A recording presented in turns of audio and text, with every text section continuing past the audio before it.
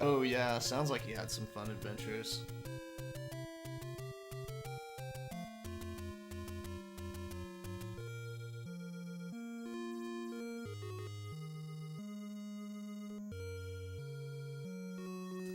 Alright.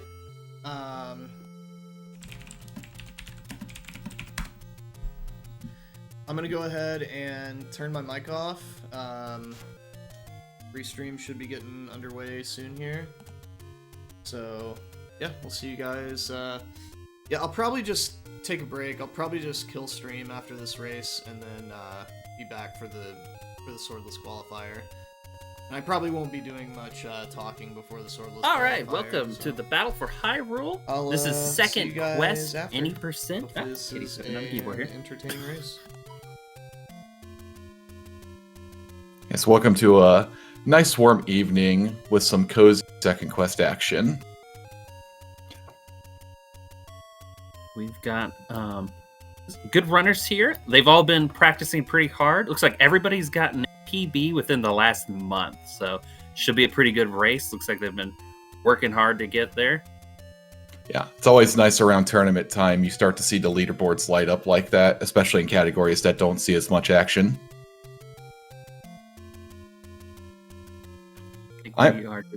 Yep, go on. I'm Dr. Blue, by the way. Now I'm Red Octorok. And we will be guiding you through this journey through Hyrule today on an overworld that you might not... Well, the overworld you'll recognize. It's the underworlds that you might get a bit mixed up on if you've never seen Second Quest before. Yeah, Second Quest is going to be a lot of fun if you've never seen it. We've got similar enemies, but they're doing different things. You're going to see some Staffos shooting like sword beams, kind of like Link. So that's always fun. And as far as the dungeons themselves, where all the items are, how all the dungeons are organized, it's all mixed up. Consider this the very first randomizer. I'm going to be kicking off here any second now. Now, if you like stats, we've got Antlers. His PB is 34.35. Ugandis is 37.57, and John's got a 43.45. So cheer them on to get PBs today. This is a qualifier, so all they're doing is they just got to beat the game within under an hour. They'll be in. And it looks like they're off. All right, so picking up the wood sword here. Everyone's using that up A to get out of the cave slightly faster.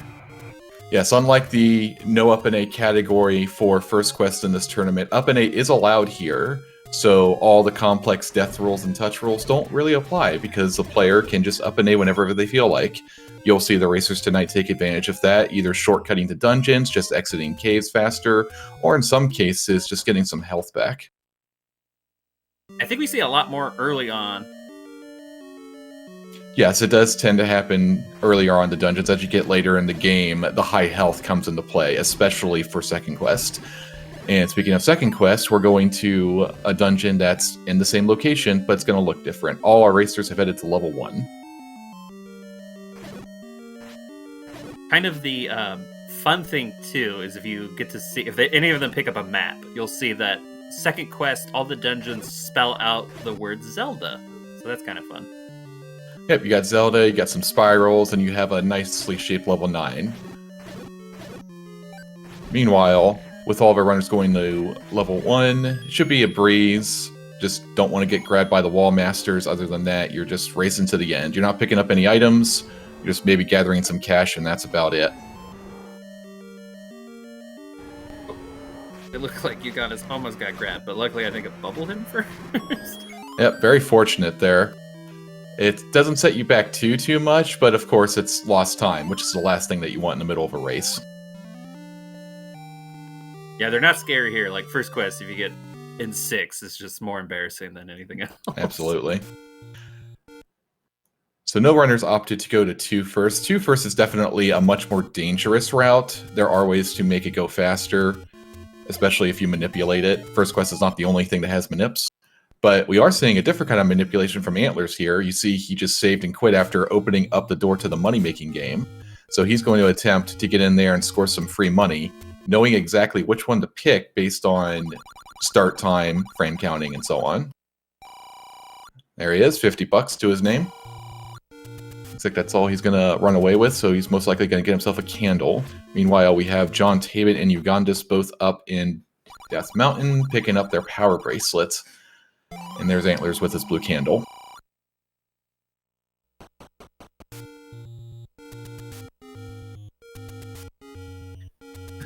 And Ugandis and Johns are like screen for screen. That's right, both headed into level 2. Yes, Blue Ring Shop in First Quest is a dungeon in this one.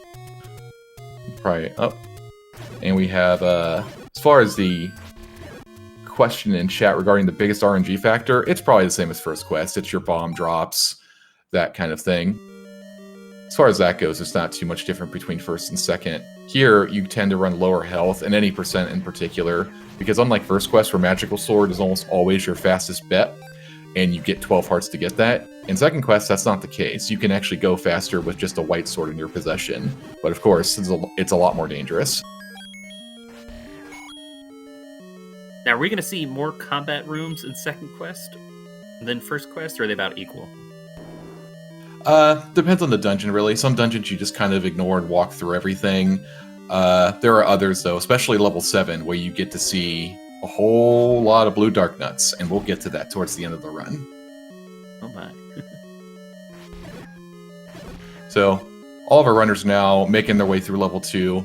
Antlers is just a hair behind because he detoured for the blue candle, but he's rapidly making his way. Actually, I think he's about on par with Ugandis. You're going to see a different mechanic here as I keep an eye on John Tabin, who is at 1/2 of a heart. He dodged that beam like a champ. You skip in that particular main handler. It's not a required fight, but it does give you a key, so you'll have to account for that later in the run. Level 2 has the recorder, which all of our runners are going to pick up, a required item, and you're also seeing players just kind of walk right through the walls here. That's not a mechanic in the First Quest version of the game. Second Quest, they try to guide, the design tries to guide you through it by showing you a room you can't get to, and then a nice little pillar of floor that you can walk down to kind of hint your way there. Bombs don't destroy it, you just gotta push. Yep, definitely new puzzles. I think at one point they'll also skip a Triforce and go through another invisible wall. Probably the most nefarious trick in Second Quest, knowing that you can't just grab the Triforce after a very long level 4. Spoiler alert, by the way, for all of Second Quest, for those unaware. So mean of them. Alright, so John's got his heart back. Oh, go on, sorry. Yeah, I'm gonna say exactly what you said. John has his health back, he up 8 after Recorder. It's the common route through level 2, and any percent, of course. Antlers get himself a nice little bomb force there. Gleok's awaiting them at the tail end of this rather long dungeon, and Antlers takes a bop from a Gibdo down to 1/2 a heart.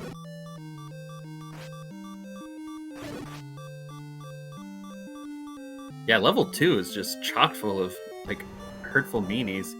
Got the Gibdos, which deal like 2 hearts of damage, and these red Dark Nuts, which deal 1, but they are like a heavy enemy to combat, like so early on. And the Gleok fights commence. 1/2 a heart, Antlers putting his damageless strats to good use, Ugandis in there, so is John Tabin. All of our runners in the exact same room. Some good pause strats from Antlers, because he is down. He is out of there. Yep, Uganda's also implementing those pause strats. John Tabin still has beams until I just jinxed him, but he gets out fine. So is Ugandis. All 3 of our runners make it. Excellent.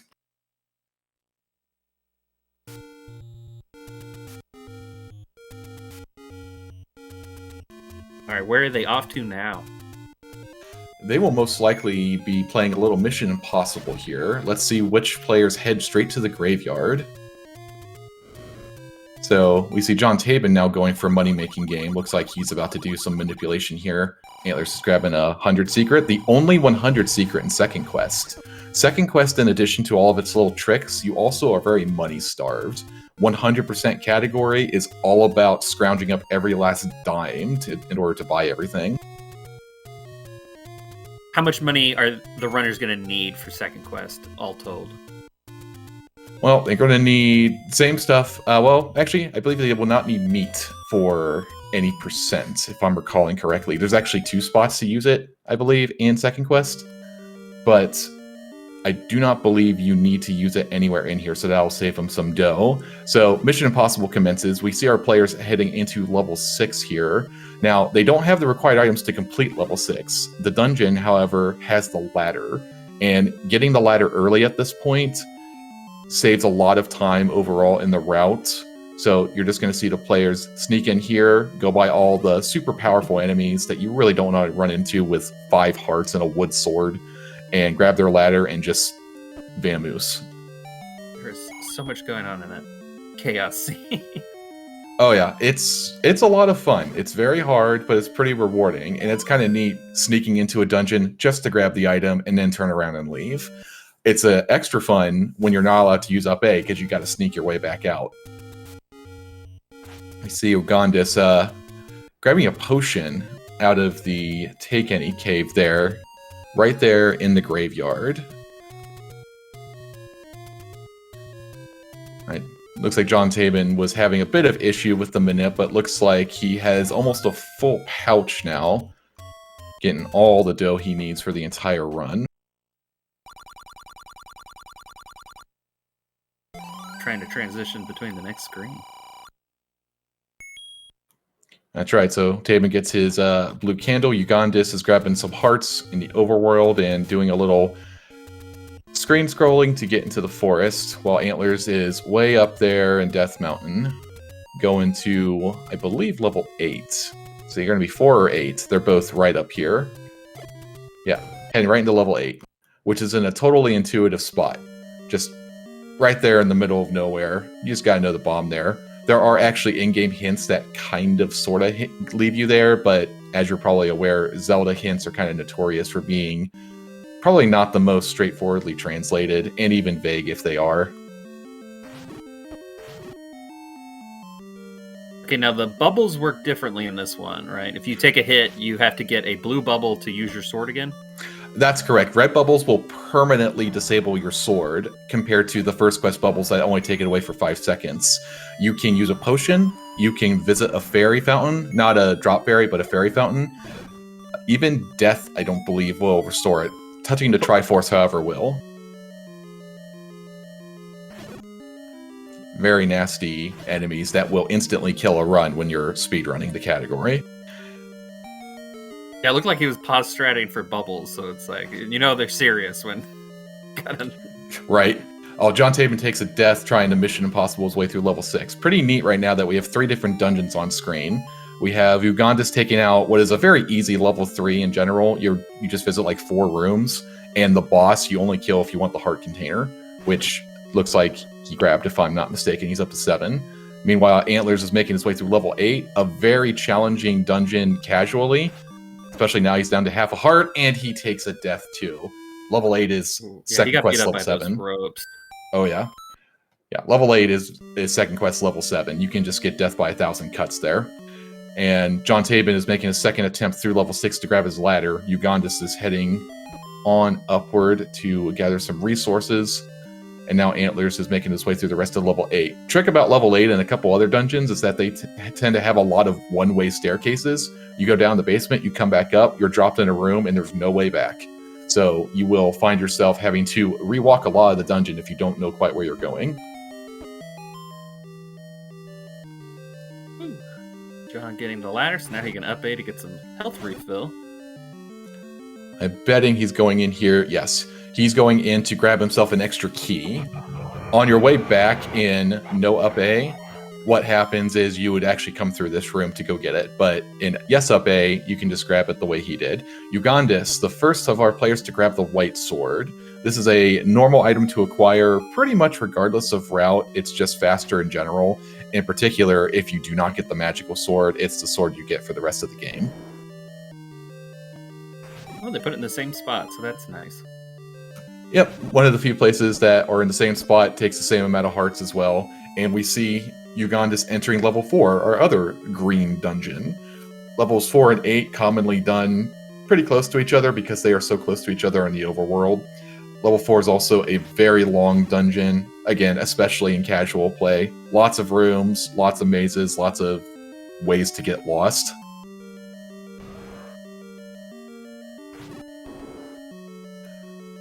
Why must? You are correct. You will see some blue Dark Nut combat come level 7.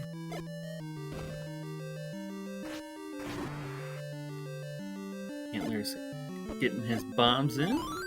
Yeah, another run killer here. You have required triple Dodongo combat, and if you run out of bombs, well, game over. But Antlers makes his way through with plenty of health to spare. Meanwhile, Uganda's in a fun little challenging bubble room here. You got blue and red Dark Nuts with, you can't see because the room's not lit up, but there are blocks that are blocking the path.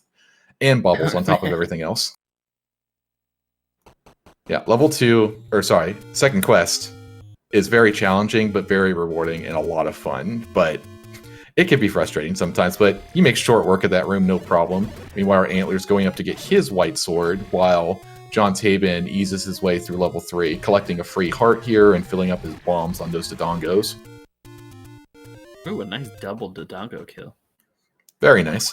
Uganda's right now just getting another key. I cannot tell you off the top of my head the exact key route, but generally speaking, if you see runners clear a room and the doors are open, they're getting a key.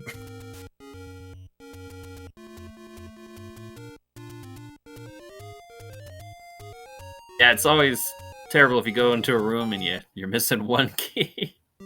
I have been there, learning routes. Me too. You get to a space and you go, oh, I'm out of keys. I guess my run is over.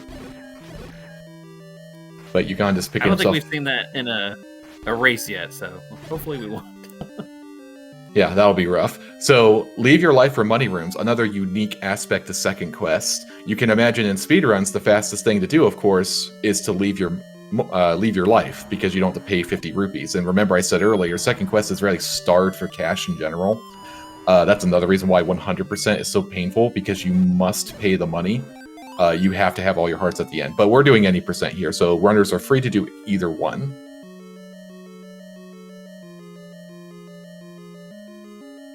Yes, you are right in chat. Oh, go ahead. I was going to say, who takes the money or who gives up their heart? I have a feeling most players are going to be taking their life here. It's just safer race-wise to do so, especially if you're going for Magical Sword, because you need 12 hearts here for it, just like in First Quest. Antler's making his way through the Blue Dark Knight room there. I say Blue Dark Knight room. It's not really the Blue Dark Knight room. It's blue, red, and bubbles. But gets through there, not too much trouble, while Ugandis is killing some reds at the other end of level 4, while John Tave is making way up to the top right corner.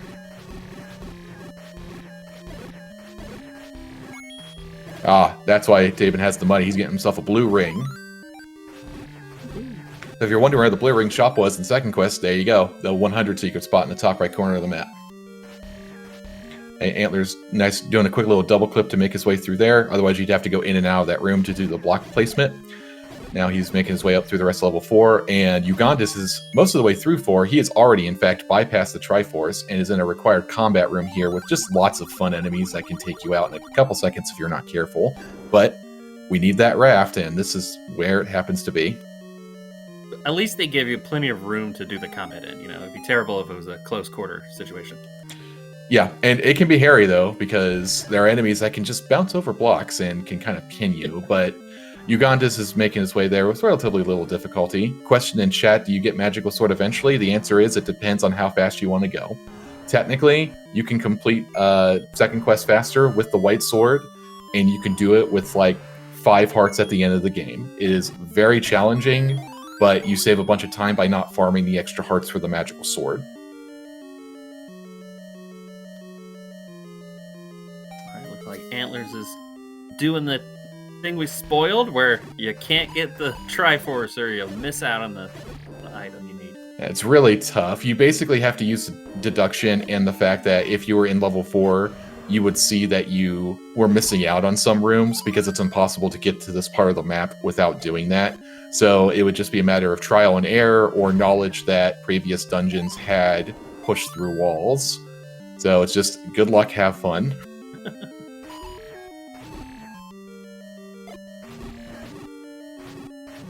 Alright, we have Antlers down to 1 hit against the blues there. Gotta be a little careful. But he's up. Oh, that's bad. That's at like the tail end of level 4. Antlers taking a death there, so he's gonna have to walk his way back to get the required raft. dodging those red bubbles. Yeah, you got to know where the blue bubbles too, because they're not always paired in the same room. Sometimes they're by themselves, and red bubbles are by themselves. So that's part of the backups you have to know when you're racing this category. The glowing ropes, they must have a ton of health because nobody's ever tried to kill one. I believe they have double health, or possibly... No, I believe they have 4 health in this one, so White Sword will take them out in 2 hits. But yes, they are just kind of in the way, because they're definitely the kind of enemy, like our randomizer players would run into. Enemies like Keese that are not too bad with 1 hit point, but if they have more, they're just awful. Oh, there we go. Yeah, so Gosh, here... there's a room of 'em. That's right. So here you got to push through down the bottom, so the ropes got to get in your way. So level 8, like we said before, it's just another maze. But when you run it enough, it's just kind of an automatic thing. But you can die, and there's lots of stuff in your way there. So we got Antlers, meanwhile, making his way back up through level 4, going past the Triforce again, with John Tabin also completing level 4, with Ugandis in level 8.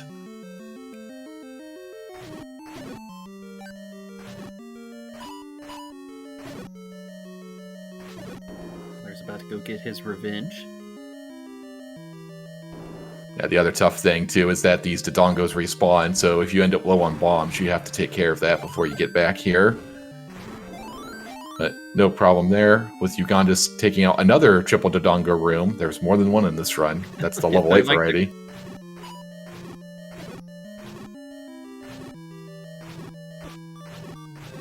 Down to half a heart again. Gotta watch it. He's a bit better off now. Don't want to jinx him. Yeah, the no bows and the no being able to yell into your mic make those little bunny rabbits just super annoying. Yeah, on top of all the Dark Nuts wandering around on you. Ugandis exiting level 8 there. Got 9 hearts to his name. Just a few more and he can grab Magical Sword. It's another reason why White Sword is faster is that Magical Sword is pretty out of the way in this category. We'll probably see somebody pick it up, but Ugandis right now just recording his way away.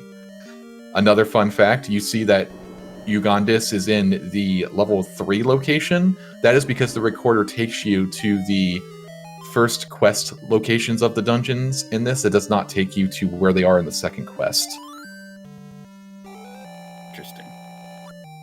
Right. Antler's getting his Triforce after grabbing his raft. So you can imagine they're going to be using that raft at some point in the run to get to a level. John's making easy work of that room. It sounds like we had a triple Dodongo smoker there just a minute ago. Well done. Let's see where our players are going to next. We have Ugandis going up to get some resources here. Probably getting his arrows, if I had to hazard a guess. There it goes. Tabin getting his raft, and Antlers using his raft to go to what is level 5 in second quest. Now, level 5 is where we find our lovely bow. So you will see the players gunning for that, and most likely, I'm not sure, possibly pick up a key as a result of that, or they could shortcut in up and A. It depends on their routing, honestly. It's faster to up and A in general, but if they need an extra key, they have to come back out through the dungeon. But also you have whiz ropes.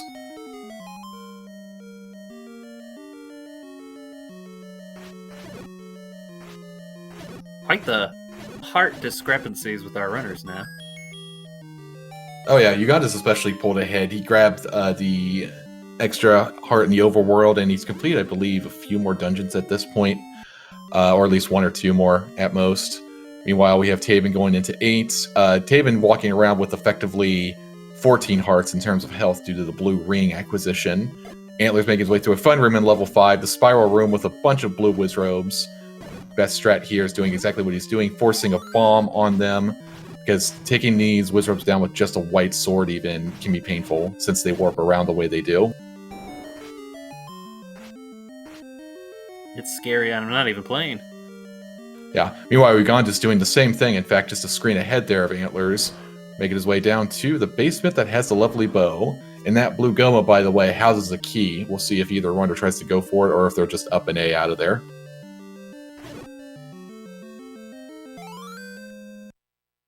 All right, and they got the bow almost back to back. Add on that, Greg making a good point in chat in that the way the recorder works in Second Quest, in addition to what I described, is also flip-flopped for a couple levels. When you use the recorder to take you to level 4, it'll put you at level 5, since 2 and 3, 4, 5, and 7, 8 are swapped on the Triforce grid. So there's lots of nuance to this. This really comes into play in Randomizer as well, depending on what the overworld is, because then the recorder can take you to all kinds of fun spots. Meanwhile, Antlers, once again down to 1 heart in another tough dungeon, got in his way, got his bow, now he's making his way through the back half of level 5 here.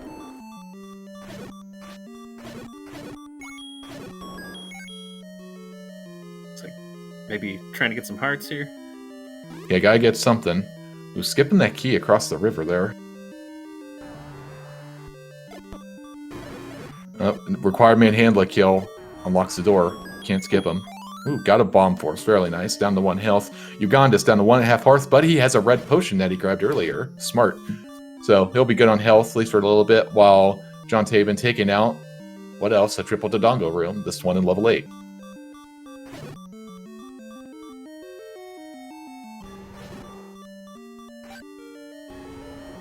Alright, got himself the fire there. Skipping the bombs because he's got full bombs. And we have our lovely Gleeok here with 3 heads this time around as the main boss of level 5. Uganda's taking out that required manhandler. Oop, got 1 more head to go. While John Tabin is wrapping up level 8. Got 1 more head to go. Low health for Antlers.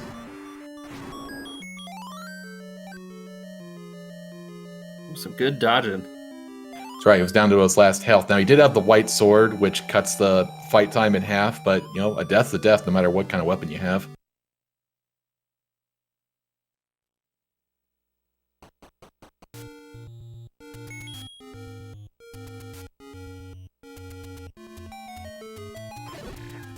Alright, let's see where our runners go now. Antler's doing some Rue Quarter action. Let's see where he ends up going. Right into the graveyard, so same Brew Quarter work that we do in First Quest. Yes, this is a nice quick way to get into level 6, because it's right over here. And if you listen, you hear that he actually used the whistle to open up this floor. There are many rooms in Zelda in Second Quest on the overworld where you have to use the recorder to reveal the room. That's yet another little trick that you have to add to your tool belt when you're exploring the overworld here.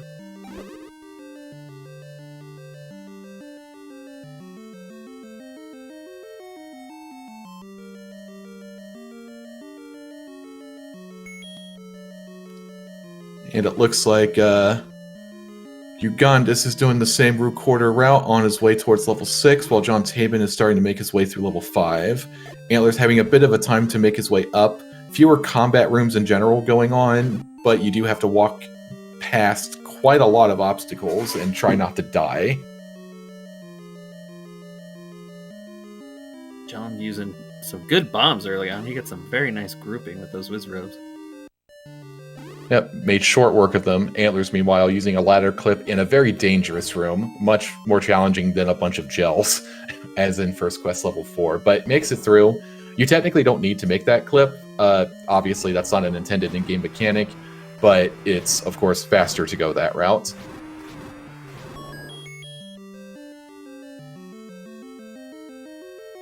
Another Gleeok.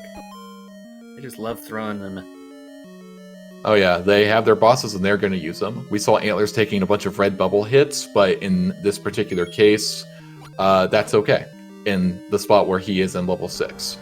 Because the rest of the dungeon is nothing more than a little Goma. John Tabin actually grabbing that blue Goma key right outside the bow room in level 5, and so Antlers completes level 6, and because he touches the Triforce, he will get his sword back.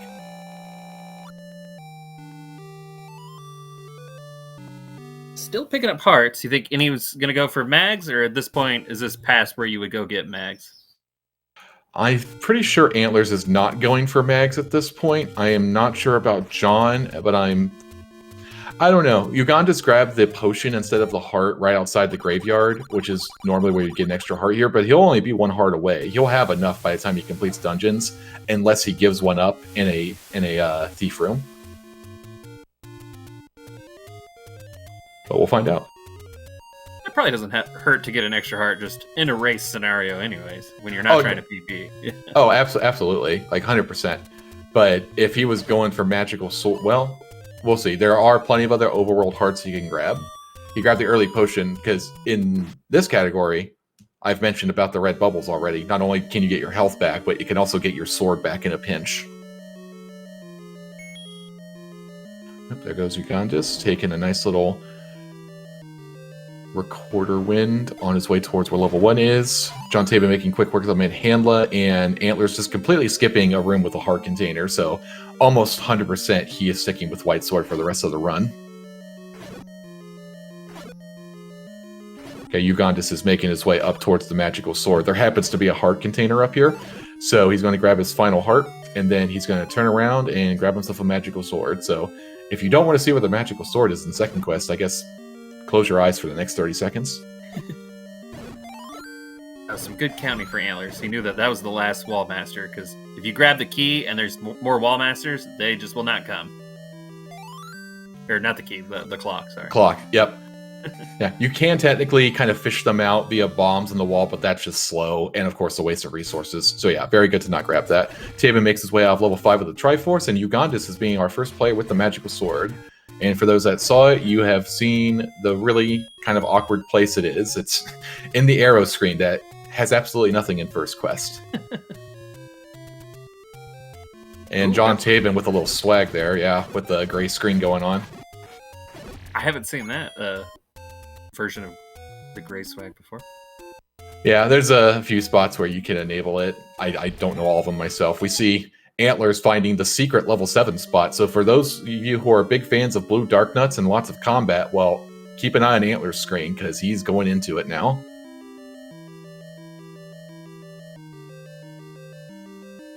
And Ugandis is right behind. Exactly. So we both get to see both of our runners, and you might be able to see the difference in combat here between Magical Sword and White Sword. So Blue Lagoons in first quest, there are 2 of them. There are 3 of them here in second quest that you have to fight.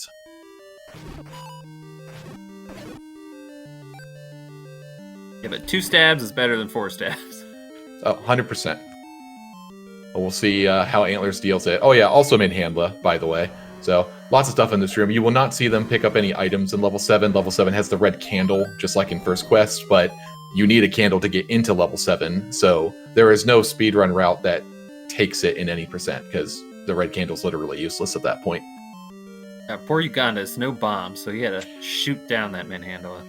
Yeah, but with the magical sword and 12 hearts, it's not too bad most of the time. Alright, Antlers using bombs to good use, because of course White Sword.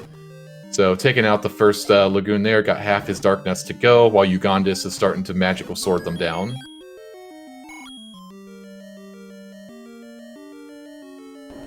Yes, good point in chat. You don't technically need bombs for level 7, it's just very convenient to have for combat and so on.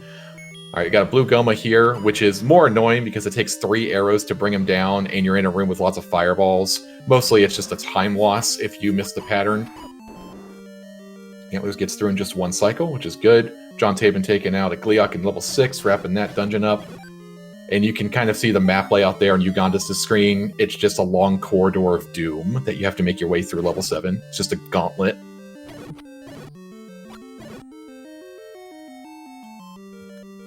Antlers, I'm curious here. This is not a required room, he's just dodging, but I'm curious if he will pay $50 or if he'll leave a heart container behind. There's an upcoming thief room. There's actually several thief rooms in this level, and 2 of them are completely pointless and will just put you in a dead end. Sorting the old man for good measure, and maybe a count build. Oh, took the heart. Yep, going all out, keeping that money. Leading 6. It looks like John's going to grab himself a resource here. Heart container or potion. Probably heart container. Yeah, okay, so John Tabe's going for magical sword, because he'll grab the heart container up by it next. Meanwhile, we have another nice combat going on. Both runners in the same room here in level 7. Antlers making great use of those bombs, while Ugandis making great use of the magical sword. But he's on low health, got to be careful. Not being too fortunate with the health drops there. I say that, he gets a fairy, so you're welcome, Ugandis. Nice potion ready. Yep, always good to have that on standby. So Antlers has made his way up to the 3rd Blue Lagoon room in second quest. Once again, making excellent use of his bombs. Just like, no sweat. Who needs magical sword? You can just use bombs. And then finally, you have a nice little four-headed Gleeok.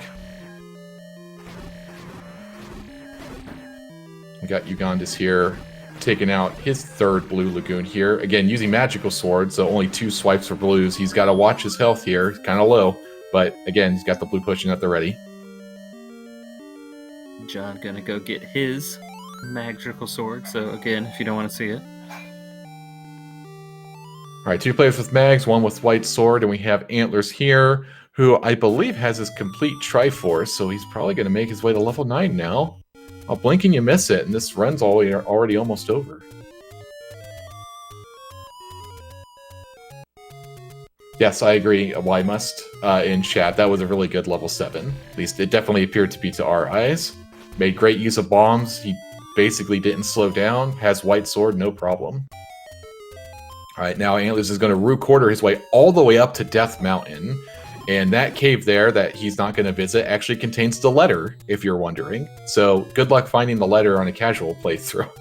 And level 9, speaking of, is way up here in the top left corner of the map. Here we go, level 9. And we have Ugandis kind of hot on his heels here if he's going to take the Rue Quarter route. Waiting for a Zola good solo spawn. Meanwhile, level 9, another labyrinth. Actually a lot easier in second quest than in first quest in most respects. Far fewer combat rooms, much faster path to the silver arrows. The only downside outside of some dodging that you got to do here is that the fastest way through second quest level 9 is by using up A, meaning you're doing 3 hearts in the back half of the dungeon. Right, Uganda successfully Rue Quarters his way to the top left corner of the map and is going to make his way to 9. So got a nice required combat room here for the Wizrobes, housing our top secret weapon to defeat Ganon, the Silver Arrows. Once more, Antlers down to just 1 health. John Taven making his way through some blue lagoons, and Uganda's entering level 9. So Antlers' health, not a big deal, because he will up an A here to get to the back half of level 9. Now, White Sword, as you saw there, kind of came into play a little bit, but you can also see he saved a lot of time just by... He's taken several deaths this run, too, but he's still maintaining a lead, which gives you an idea of kind of like the edge only having White Sword gives you in terms of lack of extra stuff to do to get extra hearts in a sword.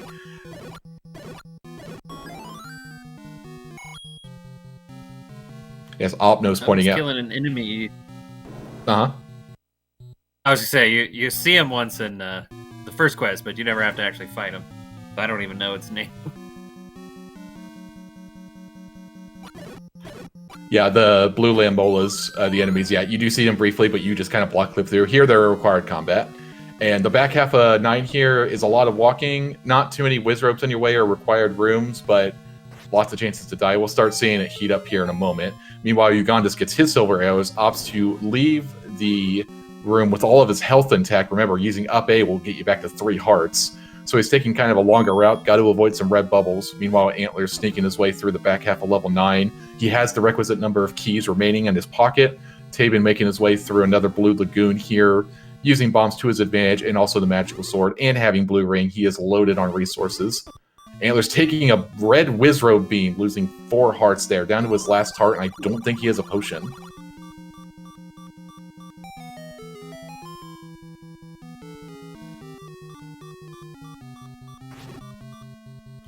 And he's being careful. Leomola goes down for Ugandis into the back half of 9. Antlers having to be careful.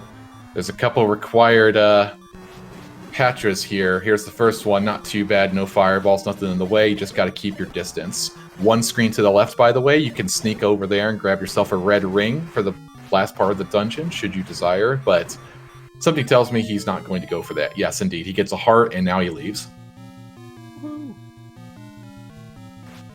And we got John Taben taken out. Gleeok, no problem, while Uganda's following behind Antlers.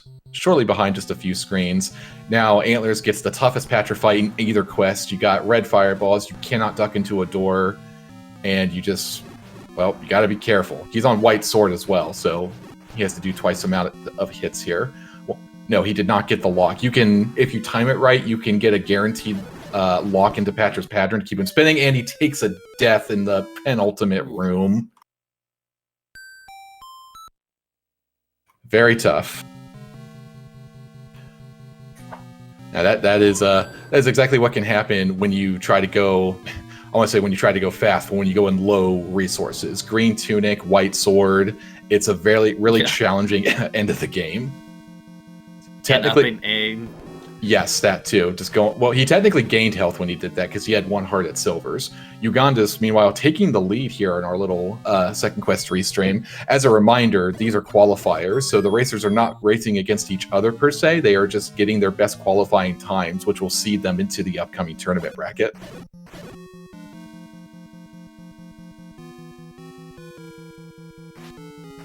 Although I don't think we have very many second quest runners at all, so they'll probably all be in the same oh yes, anyways, right? Most likely, yes. I believe there are a grand total of 4 qualifiers for second quest, and I believe they've all qualified already, so they're just kind of vying for seeding at this point, which might be a little academic since it's basically a guaranteed Final Four, but it's still going to be a blast seeing them go at it.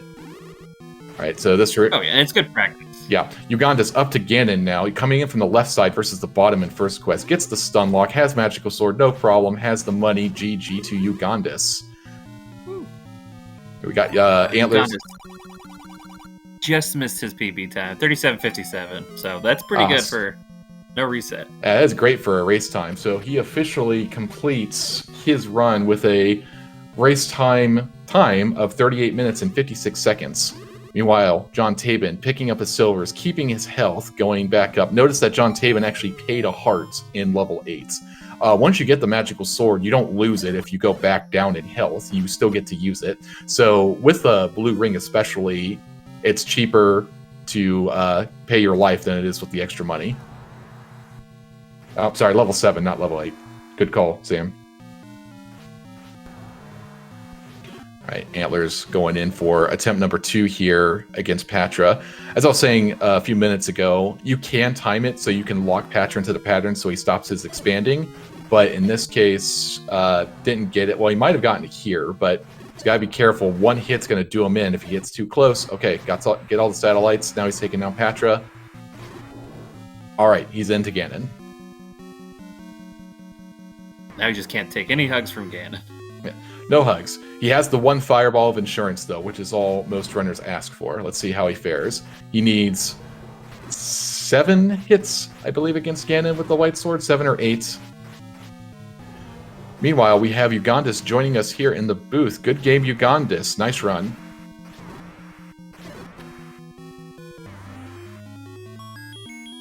If you're speaking Ugandis, we cannot hear you. Woo. Antlers getting that Ganon kill. That's right, and Antlers will finish with a race time GG time of 40 minutes and 31 seconds. Good game to Antlers.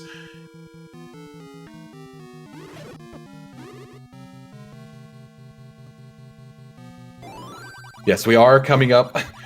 Just as a reminder, we are coming up on time here in a few. We have a nice little randomizer tournament match coming up at the top of the hour here. So, Ugandis, go ahead and speak up if you can get your microphone to work, if you have any thoughts or comments, as we watch John Tabin here close out the back half of level 9. John has so much health, he's not even trying to dodge the Wizrobes at this point, which is just beautiful. Oh yeah, health is a resource, absolutely, when you have that much on you. And now we welcome Antlers into the booth. Good game, Antlers.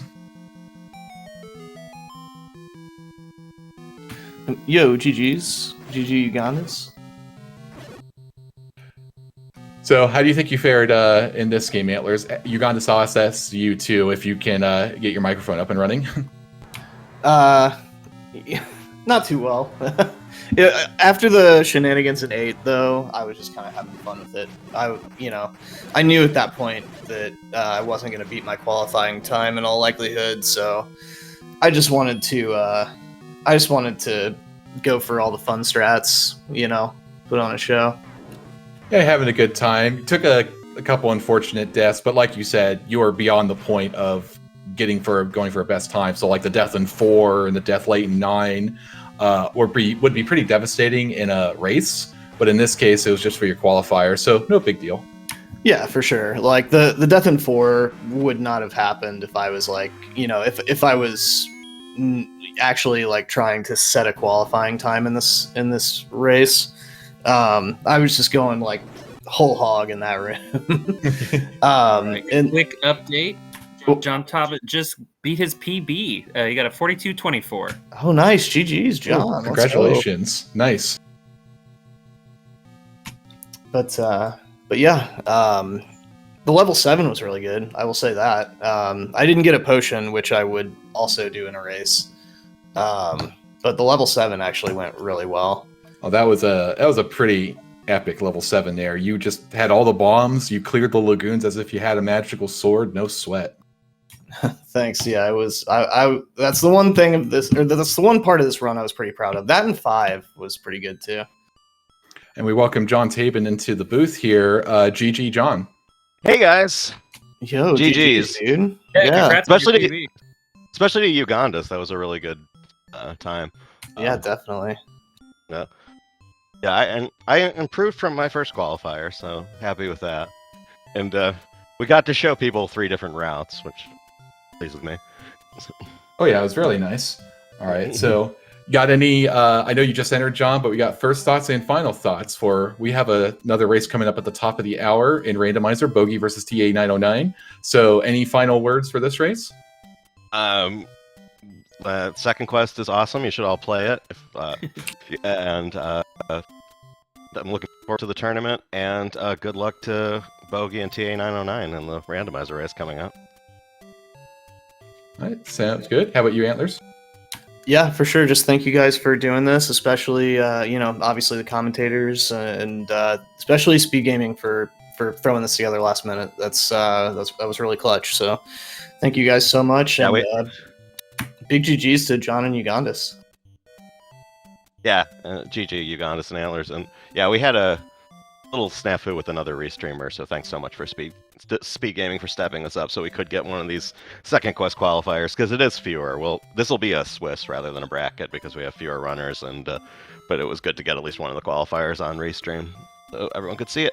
Yep, very good. All right, so I think that'll wrap it up for us here. We have randomizer coming up in just a few minutes. So, Red Octo, thank you very much for commentating with me today, and congratulations to all the racers today on your runs. And hopefully, y'all will stick around for a little randomizer action. Absolutely. All right. Take care, everyone.